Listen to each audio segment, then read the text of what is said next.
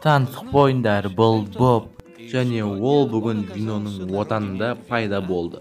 Фламенконың және Испаниядағы бұқалармен бас айналдырарлық өлімге шайқас. Сол себептен сен бүгін жай ғана Боб емессің, Тореадор Эль Бобосың. Сонымен Бобо, саған ұту үшін не керек, немесе кем дегенде тірі қалу үшін? Бұл қызыл шүберек және әрине қылыш. Тореадорға машықтануға шамамен 14 жылдай кетеді. Бірақ Эль Бобоға небәрі 5-ақ минут жетті. Шын ба, Боб? Ал енді бастаймыз.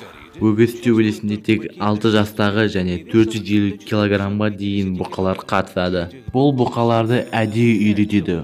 Олар аренадан нағыз өлім машинасы болсын деп. Сондықтан Эль Бобоның әрбір қатесі оған керемет Бобо келтіре алады.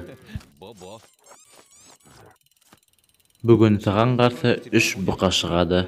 Біріншісі құмырашы бұқа болады. Оның есебінде шамамен 20 Тореадор бар. Бірақ саған қобалжудың керегі жоқ. Бірақ қобалжу керек. Өйткені стресс адреналиннің тез бөлуіне ықпал етеді. Реакция жылдамдығын шамамен 200 миллисекундқа дейін көбейтеді. Упс, қорқатын ештеңесі жоқ. Сен оған көрсетесің, шын ба? Екінші бұқаның аты Ромашка.